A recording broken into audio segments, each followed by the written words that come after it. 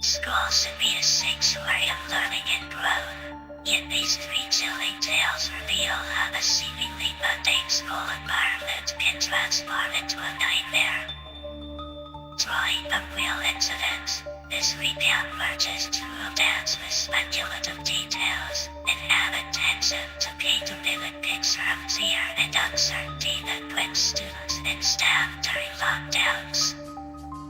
These stories are not just spine-chilling recounts, but serve as a haunting reminder of the unpredictable nature of such emergencies.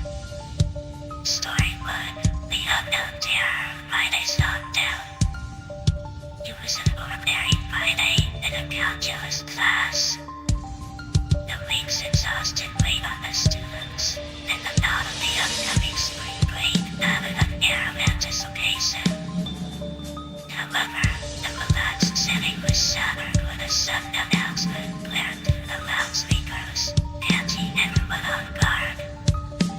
The usually laid-back Dane's voice sounded shaky, almost frantic.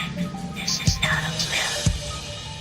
Teachers, initiate lockdown protocols immediately. The room's atmosphere shifted from calm to chaos in an instant. The teacher, known for his easygoing nature, turned pale and hurriedly switched on the lights, signaling the students to move to the back corner. The sound of the buzzing lights ceased abruptly. Silence enveloped the room, broken only by the faint sound of nervous breathing. The teacher whispered, "Stay quiet, and do not move." Just as everyone was settling into the uneasy quiet, an ear-piercing scream echoed from the hallway. It was a man's voice, filled with rage and despair. The sound of metal clanging reverberated as he pounded against the lockers. "I'll kill all of you," he shrieked, his voice growing louder as he approached the classroom. One of the students, already on edge, let out a stifled sob. The man's footsteps stopped right outside their door. He began hammering on it, yelling to be let inside. The teacher gestured desperately for everyone to remain silent, but the fear was palpable. One girl couldn't hold it in any longer and screamed, making the situation even more intense. After what felt like an eternity, the baying stopped, and the man moved on, his shouts fading down the hallway. The dean later explained that a mentally unstable individual had entered the school premises, assaulting a receptionist before vanishing.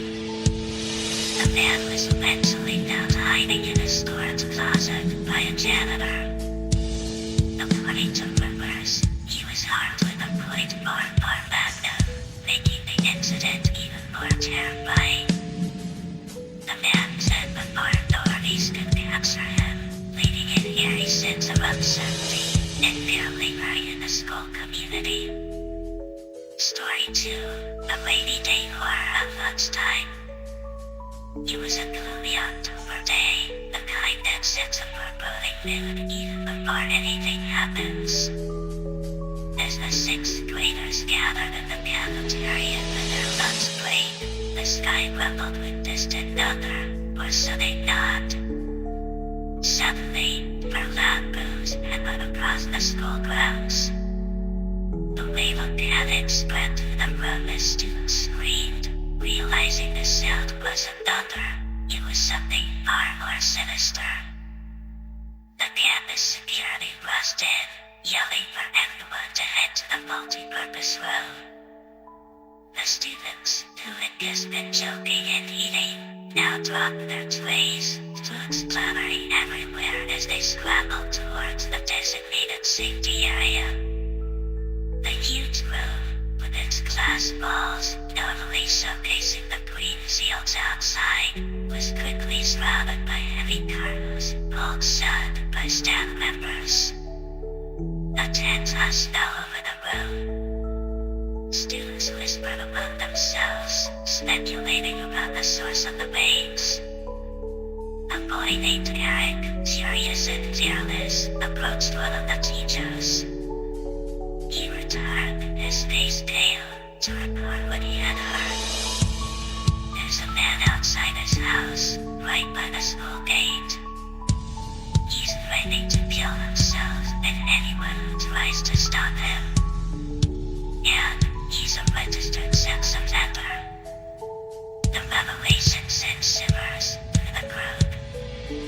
The man's house, located just across from the school, had been a source of strange sightings for years. Students remembered Halloween the previous year when they had seen him standing at his window, cutting his arm and swearing the words, "Don't come here, or I'll kill you," on the class. Back then, everyone thought it was a twisted Halloween prank. Now, it was clear this was no joke. The lockdown stretched on for over an hour, as police negotiators tried to de-escalate the situation. The rain poured down outside, adding to the gloomy, tense atmosphere. Eventually, the man surrendered, but the eerie memory of his blood-stained window and threats left a lasting impression on the students. That day, the rainy October afternoon was etched into their memories as the day their school almost became a crime scene.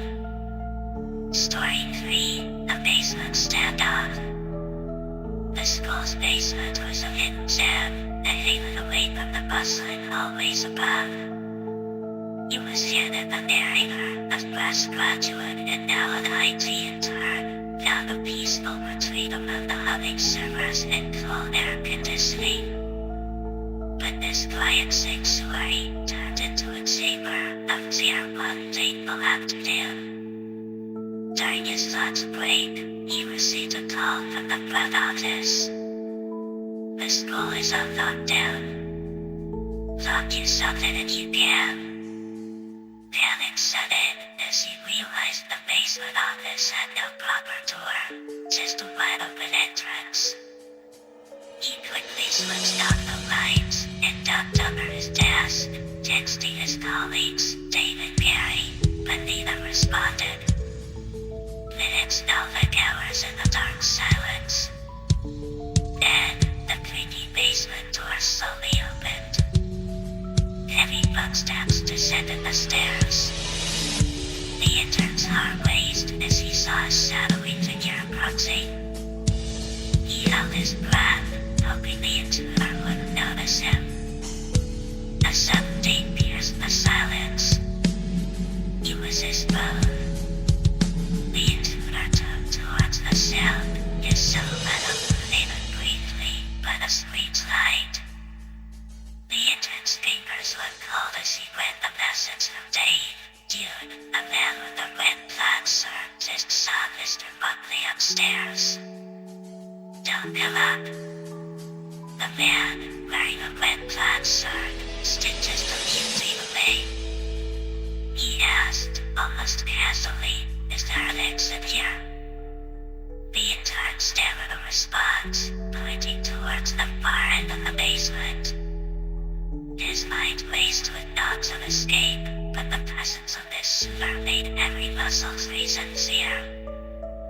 As he gathered the courage to ask who the man was, the intruder's face sharpened. Without warning, a gunshot rang out.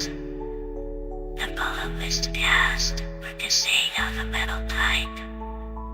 The intern bolted, sprinting up the stairs. The echo of footsteps followed him, but as he reached the top, he saw the police waiting.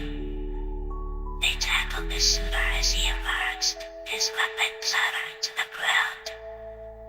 The officer's swift action saved the day, but the harrowing experience left the intern shaken. Newly added elements for enhanced horror. Incorporating a historical twist, the school was built on the grounds of a 19th century asylum, which was rumored to be haunted.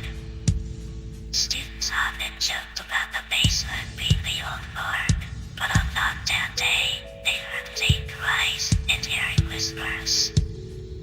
The gunshot seemed to awaken something in the walls. As lights flickered, and a chilling wind swept the basement, even though there were no windows. A new, unsettling noise joined the screams, the sound of a woman's voice, whispering unintelligibly, seemingly coming from the vents. It grew louder as the shooter stepped closer to the intern, almost as if the building itself was warning him. The whispers followed him until the police dragged the shooter out, leaving a chilling silence behind.